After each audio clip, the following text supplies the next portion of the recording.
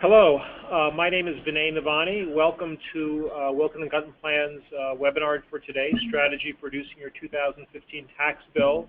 Today's webinar will focus on ideas for individual taxation.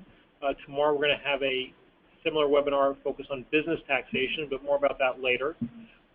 Some of you are signed in or are looking forward to get CPE. If you are, it is, as you know, it's very important that you answer the polling questions as verification so that we can process your CPE credits. Those of you who are signed up for CPE will be getting evaluation forms after the webinar. It's important that you fill them out and return them to us, and then we'll be issuing credits to you via email. Today's webinar is also going to be recorded and available for download later on our website, which is www.wgcpas.com. I think that takes care of our housekeeping items. So the speakers today are going to be myself and Lauren Landolfi, who is one of our tax managers. And Lauren is going to start the presentation talking about the agenda and take us right into it. Lauren? Hi, everyone. So the items that we are going to cover today are as follows. First, we will go through a quick just overview of our U.S. tax structure. Then we'll go into some individual tax planning ideas. Vinay is going to highlight some business tax planning ideas for those of you that might be Schedule C filers or have businesses that you're running.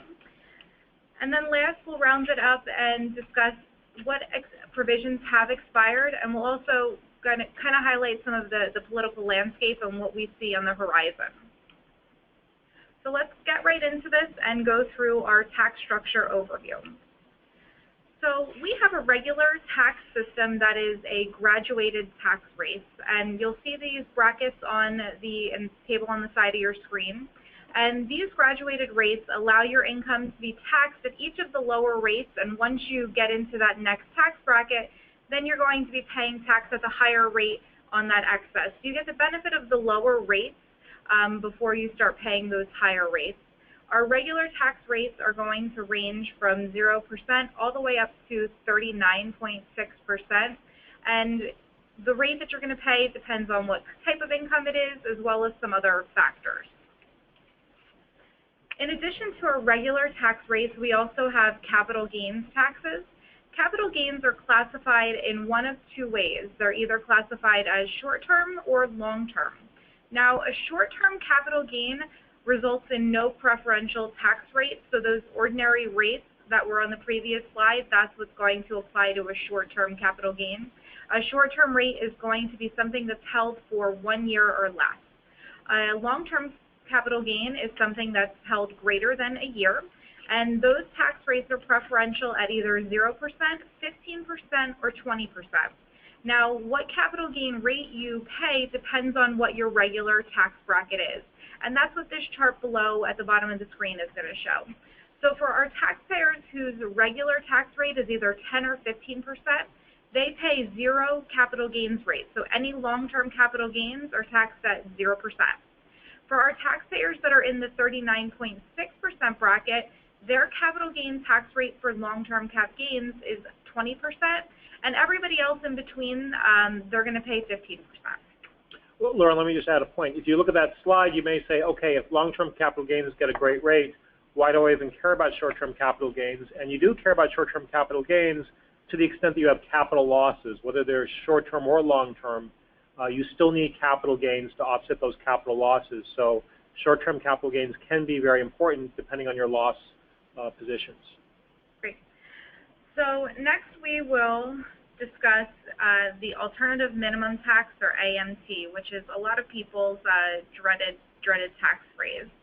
So what AMT actually is a parallel tax calculation to our regular tax calculation. In addition, this is a flat tax. So where our regular tax rates are graduated, the AMT tax is a flat 26 or 28%. And what makes people subject to the AMT are there are items of income that are taxable for regular tax purposes, and there that are not taxable for AMT purposes, and there are deductions that are completely disallowed for AMT purposes. So we'll get into just some details of that. So income subject to AMT, not subject to regular tax, is going to include incentive stock options or tax-exempt interest from certain private activity bonds. So these are the two common items that will be taxable for AMT, but not for regular tax. Now on the next screen, we're going to look at a chart that shows some deductions that are disallowed for AMT purposes. So you'll see in the regular tax column, all of these deductions are allowable under our regular tax system, but they're not all allowable under the AMT system. So for example, state and local income taxes, you get a regular tax deduction for state and local income taxes, but no correlating AMT deduction. So that would increase your AMT, alternative minimum taxable income. The other big one that we see in this area is property taxes.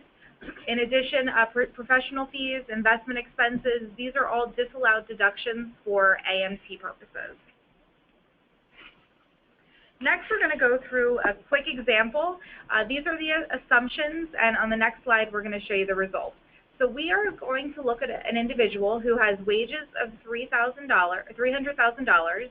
They've exercised incentive stock options with $50,000 of income, and they have the following deductions: mortgage interest $20,000, real estate taxes $20,000, and $10,000 of state income taxes.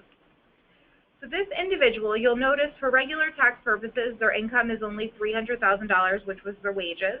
But for AMT, they have $350,000 of income because those incentive stock options are added into alternative minimum taxable income. They also have deductions of $50,000 for regular tax purposes because for regular tax purposes, everything was allowed. For AMT tax purposes, the only deduction that was allowable was the $20,000 of mortgage interest.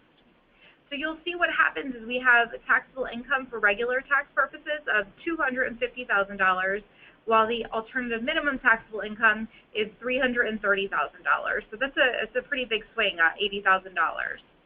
Now, in addition, for regular taxes, we have graduated tax rates. So this person is really in an effective tax rate range of about 23.5%, which results in a tax of almost $59,000. For AMT, this taxpayer is in the 28% tax bracket, which results in a $92,000 tax. Many of you may be wondering, well, what tax am I going to have to pay? Because I think most of you would select the regular tax of almost $59,000, but the IRS chooses and the law tells you that you need to pay the $92,000 of tax. So this is the effect of what AMT does on some taxpayers.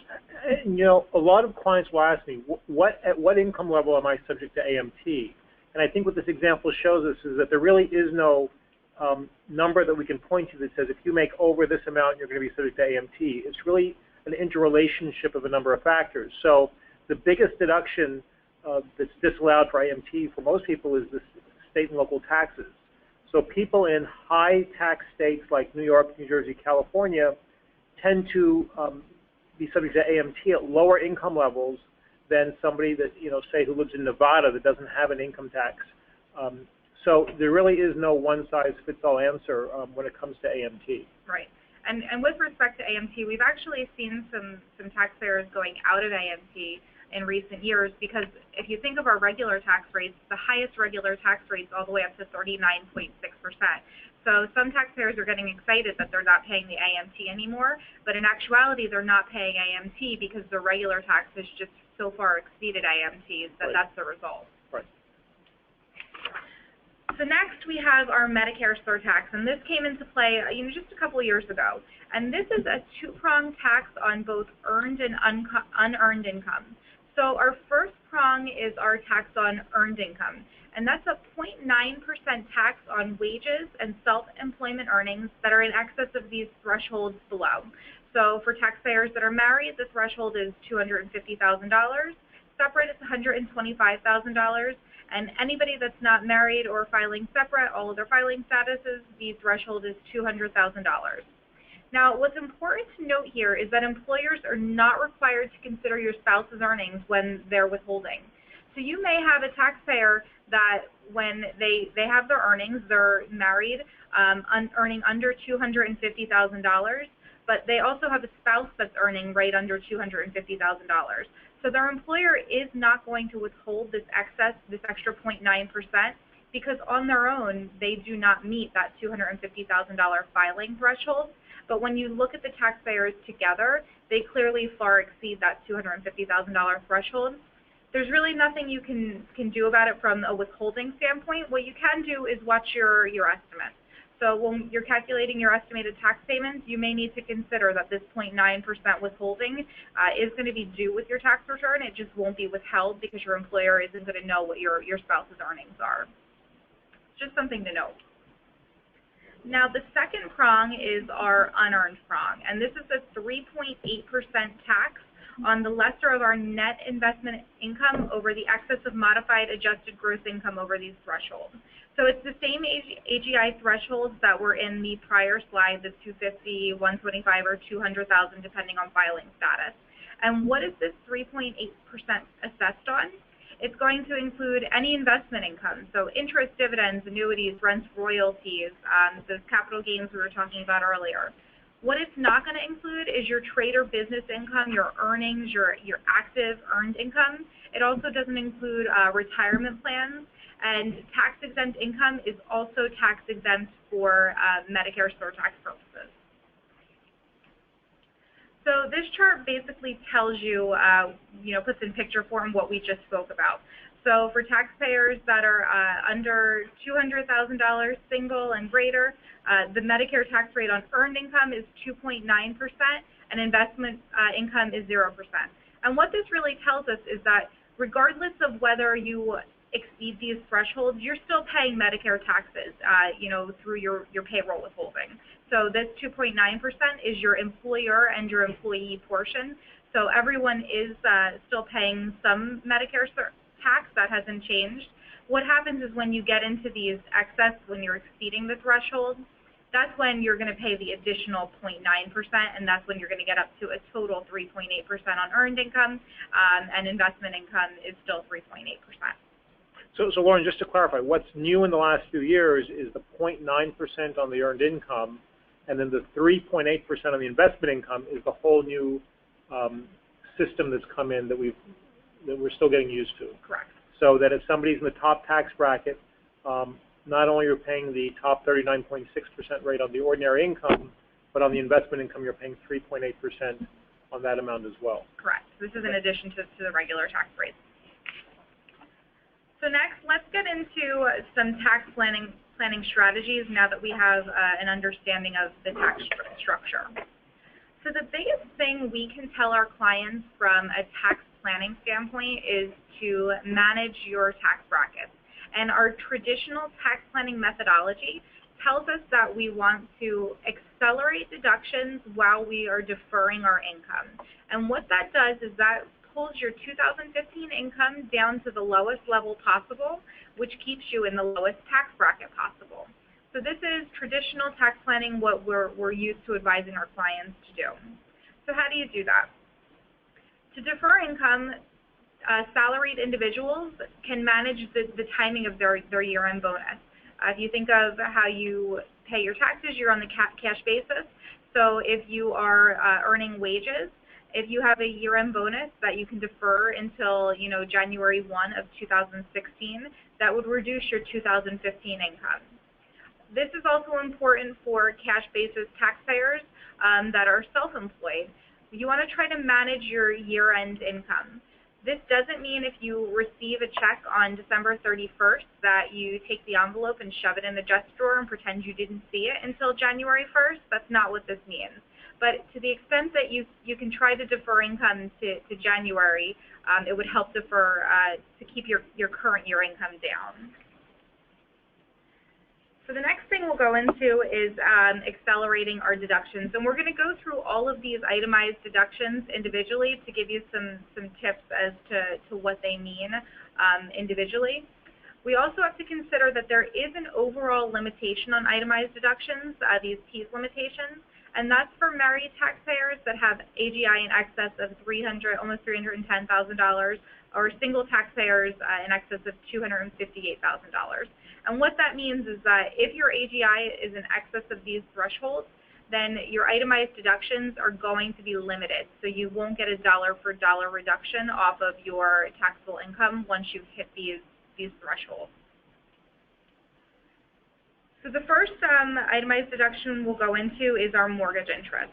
So these are, this is for interest that is on your principal residence or one second home, and that's as long as the total debt does not exceed $1 million, and the lender has a lien on the home, then you're allowed to take an itemized deduction. If your interest is, or if mortgage principal is in excess of $1 million, then any excess mortgage interest on the amount of the mortgage in excess of $1 million will be non-deductible. And so Lauren, does that mean that if I get a house with a $2 million mortgage, I'm deducting half the mortgage interest? Correct. Okay. Correct. So we'll need to look at your mortgage balances at the beginning and end of the year to determine what your current year deduction is. And again, this is on your primary home, and it can also qualify on a secondary home. Now, in addition to the mortgage interest, we also have home equity interest deductions. So this is for a home equity line that does not exceed $100,000.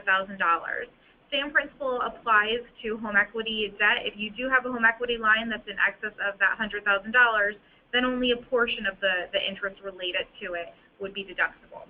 Again, the lender has to actually have a lien on the home in order for this interest to qualify. Now, with home equity interest, we need to actually understand what the proceeds of that home equity line were used for. If they were used to improve your principal residence or put back into your home, then you'll get both a regular tax deduction and an AMT tax deduction for that interest. Now, say you took your home equity line and you paid off a car loan or some, helped pay for your kid's college, whatever the case may be. It wasn't used for your principal residence. Now, AMT will not allow that deduction, so that interest expense will be added back for AMT purposes. So just be aware of what you're actually utilizing that the proceeds from, because they may not be tax deductible. Next, we'll talk about medical expenses. Now, medical expenses, this is the first itemized deduction where we're going to see a floor principal. So your medical expenses have to exceed 10% of your AGI in order to have a benefit. So it's a very simple calculation. We look at your AGI, multiply it by 10%. If your total medical expenses are under that 10% threshold, then you receive no benefit for the deduction. If it's over the 10%, then the amount that's in excess will be a deduction. If you are age 65 or older, that floor percentage is 7.5% as opposed to 10%. Now, everything that we really are talking about today is for federal purposes. We are going to speckle in some New Jersey issues as they are relevant. This is actually the first area where New Jersey actually has a more preferential treatment than our federal treatment. And the reason that this is preferential is New Jersey also has a floor theory, but the floor is 2% as opposed to 10%. So you get a medical deduction much easier for New Jersey purposes as opposed to federal purposes. Now, one thing we advise our clients to look at is check out your W-2, because a lot of times you have health insurance premiums that are being paid through your employment, your company's paying them, and that income is not taxable for federal purposes, so you don't get a federal tax deduction, but it actually is added back to your New Jersey wages. You pay tax on the value of those premiums. So because you're paying tax on the value of those premiums, you can take a medical deduction on your New Jersey return for the value of those medical premiums paid on your behalf. So it's just very simple to take a look at your W-2 and see if there's a difference between your federal and New Jersey wages. Does that relate to medical premiums? To the extent it does, you could potentially have a medical deduction for New Jersey purposes. And let me just interject for a minute, Lauren. You might talk about this later, but because you have to manage and exceed this floor, you want to think about more than 1 year at a time. So if it's December and in January you might have more medical bills coming because of maybe some elective procedures or things within your control, it may actually be to your advantage to either accelerate or defer some of those medical expenses so that you can get them all in 1 year where you actually make it over that 10% hurdle. Correct. Yep, that's the bunching theory. Great thing to add. So next we are going to talk about our state taxes. And we have a few types of state taxes that people are paying. So the first We have real estate taxes. You can deduct real estate taxes on your primary home or any other home. There's no limit, whereas the mortgage interest, it's only your primary and one secondary. If you own 10 homes, you can deduct the real estate taxes for, those 10 homes. The other item is income taxes. Now, income taxes, we really need to look at the year the taxes were paid. If you think of your 2014 tax return, if you went on extension, you may have had to make an extension payment in April of 2015 for that 2014 extension. We look to see what year the payment was actually made. So even though it was technically for, a 2014 tax payment, because the payment was actually made and the check was written in 2015, that's a 2015 deduction. If you are not an AMT, it may make sense to prepay state taxes. Again, we're talking about accelerating our deductions. So it may make sense if you have an estimate that is due to New Jersey on January 15th of 2016, those fourth quarter estimates, it may be worth prepaying that estimate on December 31st in order to take advantage of that deduction in 2015. Again, if you're an AMT, we're not going to want to do that because you don't have a tax deduction. You have no benefit for a tax deduction if you're in AMT. So this is something we actually actively are working with our clients now to try to determine, does it make sense to prepay those state taxes? All right, so next we're going to talk about some charitable contributions, and we have several different topics within this area. So we want our clients and taxpayers to be making their contributions by December 31st of this year in order to ensure that 2015 tax deductions. Now, some people may be charitably inclined to make a deduction this year, and they really would like to support a charity by the end of the year, but they don't have the cash flow to do that quite yet, but that cash could be available early next year. If that's the case, as long as you make a credit card charge by December 31st of this year, you can actually take that deduction in 2015 regardless of when the credit card bill is paid. With charitable contributions, it's very important that we remember the substantiation rules. The IRS is very stringent when it comes to these contributions. In the event of an audit, you want to make sure you have the support for those contributions. And this chart basically tells you what those substantiation rules are. So if it's under $249, then you just need to keep a written receipt with all of the details of the contribution. If it's $250 to $500, you actually need an acknowledgement, and you'll see all the way up to more than $5,000, you need an appraisal. And over $500,000, we need a qualified appraisal, and we also should really attach the documentation to the tax return. So these are just rules to consider.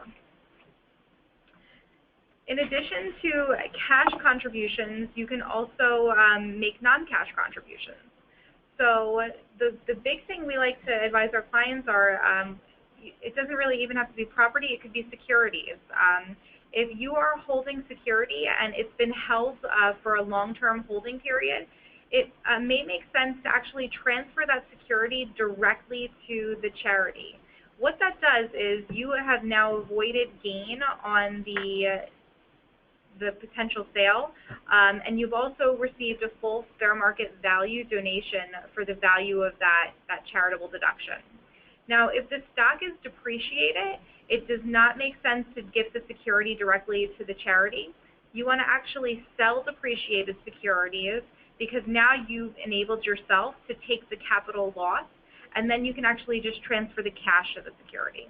So if you're going to be gifting security, you need to really understand what your position is, if you're at a gain position or at a loss position. And just to underscore your point, if you're going to take your advantage of this provision, you cannot sell the security. You have to transfer it in kind. You have to coordinate with the charity to get their brokerage number to arrange for a transfer of the securities. Otherwise, the strategy will backfire on you. Correct. In addition to securities, it's also important to note that volunteers' out-of-pocket expenses also are potential itemized deductions. Another charitable tool that we advise clients to use are donor-advised funds. They're really great tools in the right situation. And what this is it's a vehicle to get a charitable deduction today, but have your charitable wishes carried out for many years. And these donor-advised funds are actual 501c3 organizations that are coordinated through an investment advisor. So a Fidelity, a Merrill Lynch, some big investment house will actually run these donor-advised funds. So you get a tax deduction in the year of your donation to the donor-advised fund. And then in future years, you can make suggestions to the donor-advised funds as to how those funds are actually contributed and given out to the charities that you wish to support. There's no time limit as to when the money has to come out of the donor-advised fund. These are really great tools for taxpayers that have an unusually high income year or have some type of unusual transaction that results in a very large gain. Because what it does is allows you to take advantage of the, that big tax year, that big tax event, and get a very large charitable contribution deduction in that year that had higher income, but still allow you to, benefit the charities over several years. And the nice things about these are that there's lower fees than private foundations. And going off on a tangent a little bit, one of the things that Lauren didn't speak about is one of the requirements to give to a charity is they have to be a U.S.-based charity. You generally can't get a U.S. tax deduction for gifts to foreign charities, and one of the advantages about a donor-advised funds is some of them are set up to accept recommendations for certain foreign charities. So if there's a foreign charity that ultimately you would like to see this money go to, some of the donor-advised funds, usually there's some more fees involved, can accommodate those requests. So just give that some thought, too, in the decision about a donor-advised fund. Great. Now we're going to go into our first polling question. We'll launch that.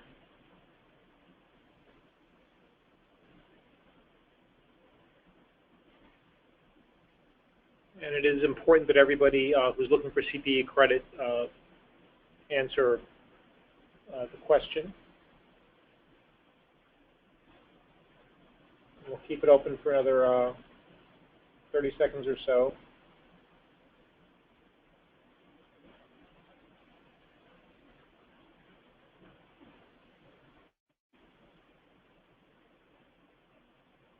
Okay. And of course, the answer is that yes, you have to worry about keeping your records of your charitable contributions. Very important. Okay, Lauren? Let's continue on. So next we'll go into our catch-all miscellaneous itemized deductions. So this is our second category that has a floor concept. The floor for our miscellaneous itemized deduction is going to be 2%. So again, to the extent that your total miscellaneous deductions exceed 2%, then you potentially have a tax deduction for these items. And what is included? Any tax preparation fees or tax planning fees are included. In addition, investment advisory fees are included, as well as unreimbursed employee business expenses. This is another item that it's important to consider, that bunching strategy that Vinay had mentioned before. So we want to make sure that if we have these type of expenses, we try to get them all into one tax year. So either front load them to 2015 or defer them if possible to 2016, so that we get the highest total dollar amount in the current year, which could exceed that 2% threshold. This is another item that is not deductible under AMT. So this is something that's going to create a disconnect between regular taxable income and AMT income. So Laura and I both have to exceed 2%, and I don't get it for AMT. Correct. Okay. So may not be the most exciting item for everyone.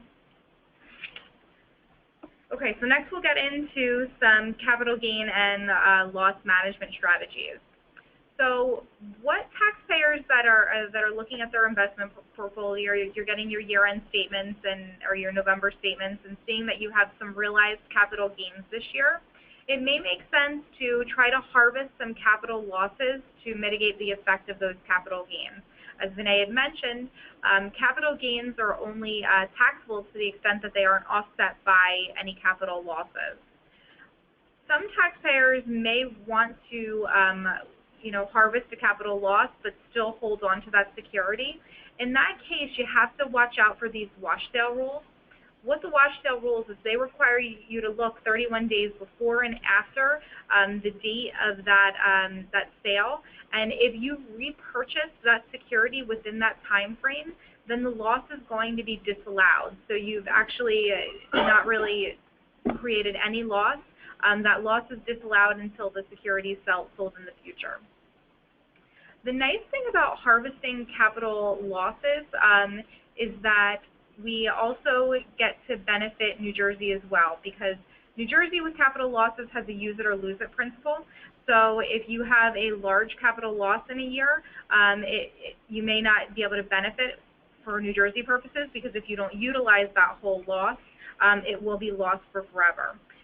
With this in particular, it may actually make sense to harvest some capital gains in that case for our New Jersey residents, because for federal purposes, that loss, you have a $3,000 loss each year until it is fully utilized, whereas New Jersey, again, it's use it or lose it. So if you harvest a capital gain, you'll be able to get the benefit of that loss for New Jersey purposes as well. Those wash sale rules do not apply to capital gains. They only apply to capital losses. So if you have a security that you really like the position, but you are in a position to try to harvest a capital gain, you can actually repurchase that security immediately after if you're in a gain position and not have any of those wash sale rules to worry about. So next we'll talk about Section 1202, and Section 1202 is it's a tax benefit for qualified small business stocks. So this is going to apply to non-corporate taxpayers that are holding usually closely held C corps, or where we most commonly see this, and this allows taxpayers to exclude 50% of the gain on the sale of qualifying small business stock to the extent that you were the original holder of that stock and it was held for 5 years. Now the current law is a 50% gain exclusion. For stock that was acquired after September 27th of 2010 and before January 1st of 2014, that exclusion is 100%. And there is also pending legislation that could extend that 100% gain exclusion through December 31st of 2016. Again, it has to be held for more than 5 years. Vinay, I'll touch base very briefly on the pending legislation a little later on. Lauren, let me just emphasize something here. This is an incentive designed to really help smaller corporations get off the ground. So it's got to be a C Corp. It's got to be an investment made at the original issue. You can't have bought your shares from another shareholder. There are certain types of professional service type activities that don't qualify. So it's a great incentive, but there's a lot of filters you have to get through to make this work. So if it's something that's interesting, you just have to look a little bit deeper into this. Yep. Now, the reverse of that is the next slide. This is Section 1244. So these are for losses, again, for these closely held C corps, these more investment type startups. To the extent that you have a loss, if it's a loss that's on one of these qualifying corporations, it would typically be a capital loss. If it's qualified Section 1244 stock, then you're actually going to get ordinary loss treatment. For single or non-married individuals, it's a $50,000 ordinary loss, and for married individuals, up to $100,000 of the loss would be ordinary. Any loss in excess of those $50,000 or $100,000 loss thresholds would be treated as capital loss and would be subject to the regular capital loss rules. Next, we'll talk about worthless stock quickly. Worthless stock kind of gets taxpayers into a gray area because what you really need to demonstrate is that the stock was actually worthless. And a lot of times what happens is it's very clear that this stock is worthless, but it becomes an issue of timing. So you may think that this stock is worthless on December 31st of 2015, but in actuality there could have been some event that really made this a 2016 loss. So there really needs some type of fixed event that really makes this a worthless stock. And again, it actually has to be an event that occurred during the year in order to claim that worthless stock deduction in the current year. So what we actually advise our clients to do is, if you have a security or stock that you think is worthless, why don't you sell it to a third party for $1? Because that eliminates a lot of this gray area. Now we're not looking for a fixed or identifiable event to worthlessness. There's an actual sale of the property, even if it's for a nominal amount. But that actually creates a real loss, which results in a current year loss. So just consider that if you have any worthless stock in your portfolio. Next, we'll touch on Section 1031 exchanges. This is a tax deferral provision. So it allows taxpayers to basically swap like-kind property. So frequently we see this with rental property or, homes, second homes that could result in capital gains. And this allows you to actually swap the property for another property and basically defer that gain. So you won't report a current year gain. It'll just adjust the basis in the property that you've acquired, and until you dispose of that property that you acquired in the exchange, that gain is deferred. People that are considering using like-kind exchanges, there's qualifying intermediaries. There's companies that actually assist with these transactions. There's very strict timing rules with respect to these transactions, as far as when the replacement property is identified and when it's closed. So a lot of times people use these qualifying intermediaries to actually facilitate in the exchange to make sure that it's executed properly. Last, in gain loss management, we'll talk about installment sales. So installment sales are really good as far as spreading income and making gains kind of neutralized in 1 year. So what happens is you sell the property in year 1, but the proceeds aren't received in year 1. They're received over a series of years, after the date of sale. And what happens is the gain is then matched to the proceeds. So if you sell, in the simplest form, a property in 2015, but half of the proceeds will be received in 2015, the balance received in 2016, then the gain is taxed half in 2015 and half in 2016. So it really just matches the gain to the year that the proceeds are received. Now, this is mandatory treatment, so if you have a transaction that's structured where the proceeds aren't all received in year 1, then you need to elect out of installment treatment. Otherwise, you're required to follow this installment method. Now, this kind of brings us into our net investment income planning and reducing our net investment income. So the last topic we just discussed was installment sales. So what that does is really spreads and neutralizes your income. Again, we have a threshold of $250,000 for married individuals or $200,000 for other individuals. So what we're trying to do is get our taxpayers' income right to that $250,000 if possible, because then it limits our 3.8% and 0.9% Medicare tax exposure. So how can we do this? A lot of taxpayers are looking at the type of investments they have. It may make sense to shift to more tax-exempt or municipal bonds as opposed to taxable type investments. Also, if we are shifting to growth funds as opposed to income funds, again, we're trying to reduce the current year receipts. So if you're in investments that typically are spitting off income this year, it may make sense to really reassess what your portfolio investments are. You can also utilize tax-deferred annuities or life insurance to try to limit your total income to reduce our total net investment income. Next, we'll talk about our retirement contributions.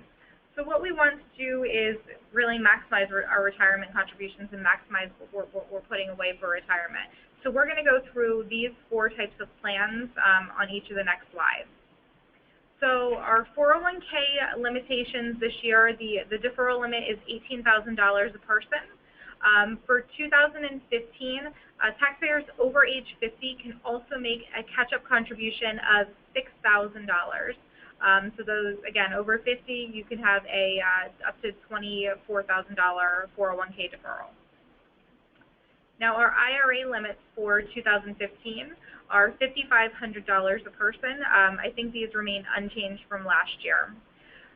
The catch-up contribution for IRAs is $1,000, and that's, again, for taxpayers over age 50. IRA contributions must be made by April 15th of 2016 to qualify as a 2015 deduction. So the nice thing about these contributions are you can claim a 2015 deduction for up to $6,500 depending on your age, but not have to actually write the check until April 15th of 2016. And now we're going to launch our second polling question for those needing CPE credit today.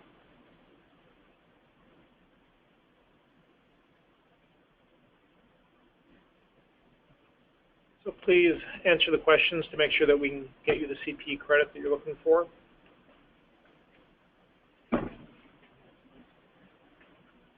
We'll keep the question open for another 30 seconds.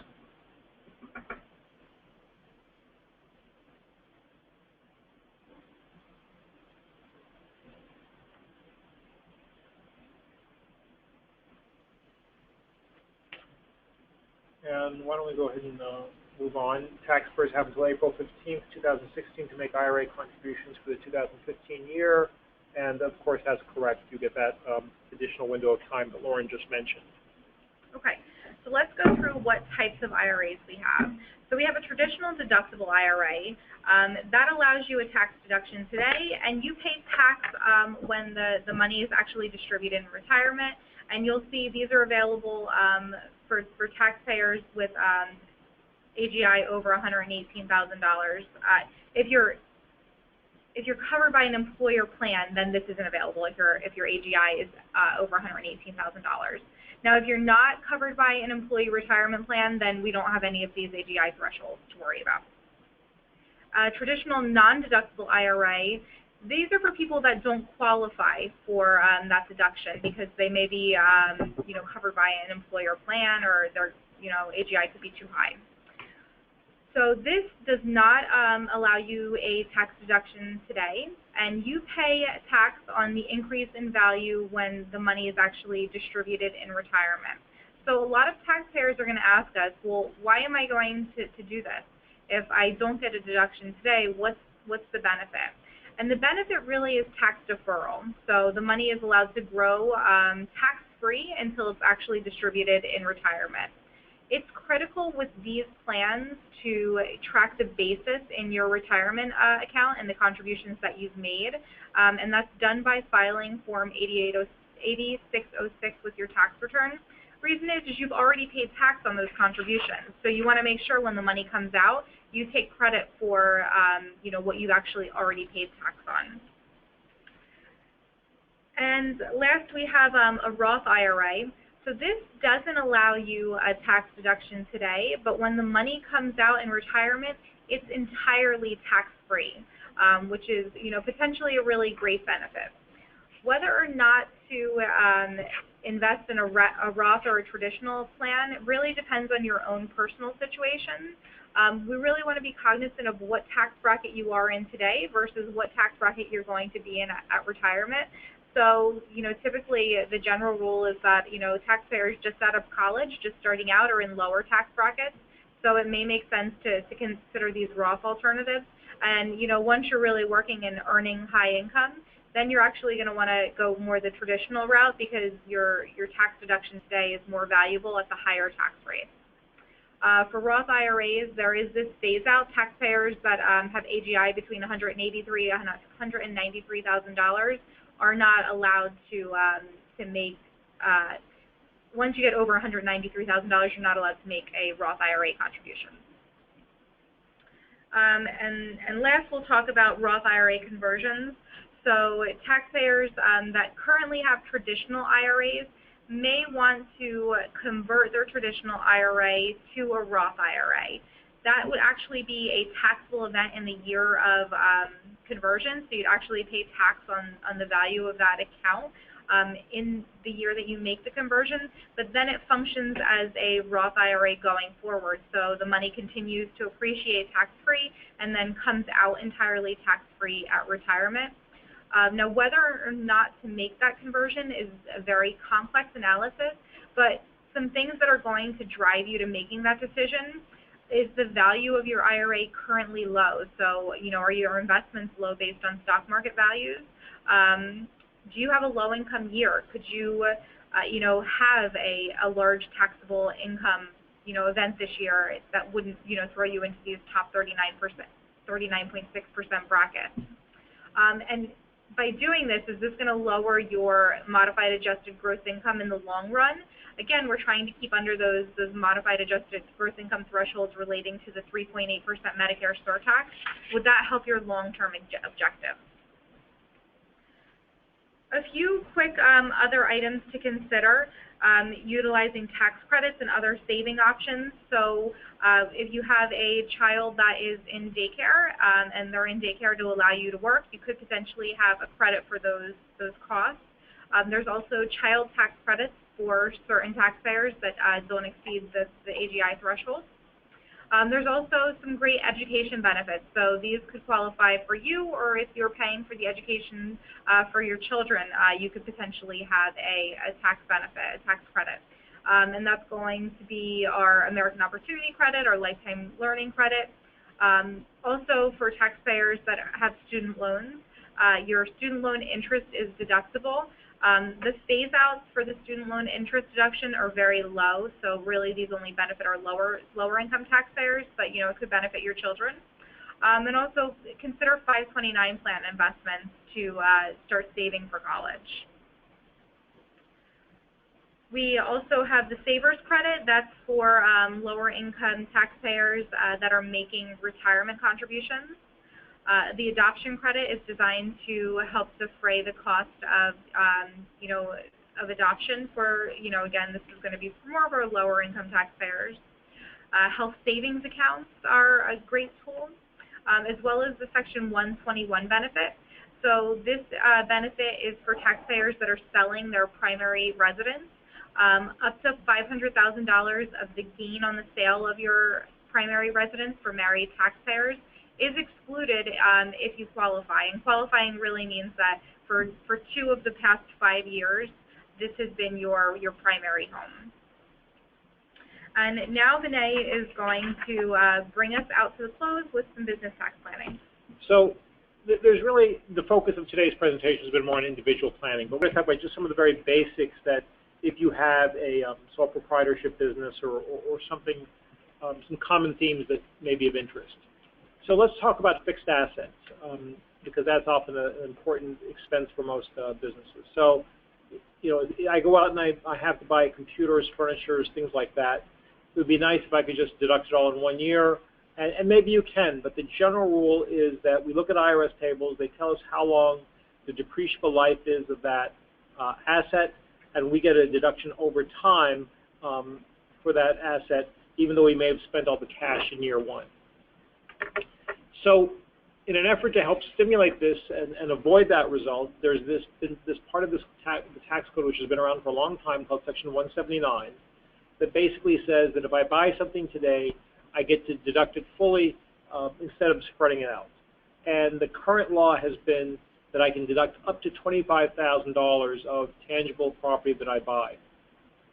Now, over the last, I would say, since around 2008, as an economic stimulus, what Congress has done is both with Section 179 and with something we're going to talk about in a second called bonus depreciation, they've used that as tools to stimulate capital spending and by increasing the amount that a business can write off in 1 year.